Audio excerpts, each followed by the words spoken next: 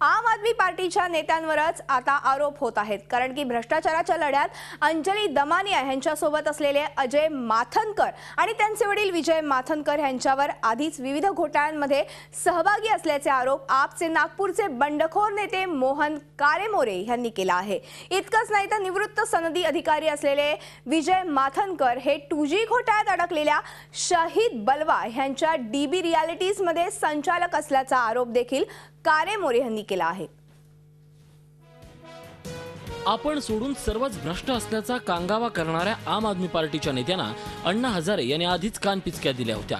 आता त्यापाठोपाठ पक्षाच्या नेत्या आणि नागपूर लोकसभा मतदारसंघाच्या उमेदवार अंजली दमानिया यांच्यावरच त्यांचा पक्ष सोडलेल्या एका कार्यकर्त्याने आरोप लावलेत। श्रमिक मुक्ती संघटना या स्वयंसेवी संघटनेत दमानिया यांच्यासोबत असलेल्या अजय माथनकर यांच्यावर मुंबई येथील होर्डिंग घोटाळ्यात सहभागी असल्याचा आरोप आहे। सोबतच त्यांचे वडील विजय माथनकर यांच्यावर सनदी अधिकारी असताना अनेक आरोप लागले होते आणि पुण्याचे तत्कालीन विभागीय आयुक्त अरुण भाटिया यांनी चौकशी करत कारवाईची शिफारस केल्याचा आरोप मोहन कारेमोरे यांनी लावला आहे। विजय माथनकरचा मुलगा अजय माथनकर बाप बेटे हे मुंबईमध्ये होर्डिंग घोटाळ्यामध्ये मोठ्या प्रमाणात फसले होते। यांची चौकशी झाली पाहिजे आणि यांचा जो भ्रष्टाचाराचा पूर्वीचे आरोप आहे आणि यांचे संबंध अंजली दामनिया सोबत भी संबंध जुळलेले आहे। संपूर्ण देशात गाजलेल्या 2G घोटाळ्यात फसलेल्या शहीद बलवाच्या कंपनीशी विजय माथनकर संबंधित आहेत।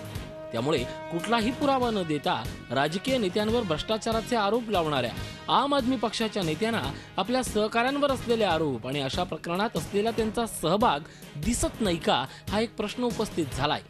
या संपूर्ण प्रकरणाबद्दल अंजली दमानिया यांना विचारलं असता आपलं माथनकर यांच्याशी आता काहीही संबंध नसल्याचा दावा त्यांनी केलाय। पण श्रमिक मुक्ती संघटना आणि जनहित याचिकेत मात्र अजय माथनकर सोबत आहेत, हे तर जगजाहीरच आहे। माझ्याबरोबर को-पेटिशनर असू शकतील, पण त्यांचं आणि माझं पर्सनल रिलेशन कुठलंही नाही आणि काही घेणं देणं नाही। त्यामुळे I will not want to talk about a person.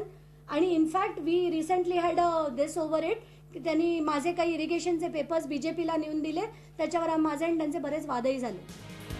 आता अंजली दमानियांच्या सहकाऱ्यांवरच आरोप लागल्याची दखल पक्षाकडून कशी घेतली जाते हे पाहायला लागेल। अखिलेश हळवे, झी मीडिया, नागपूर।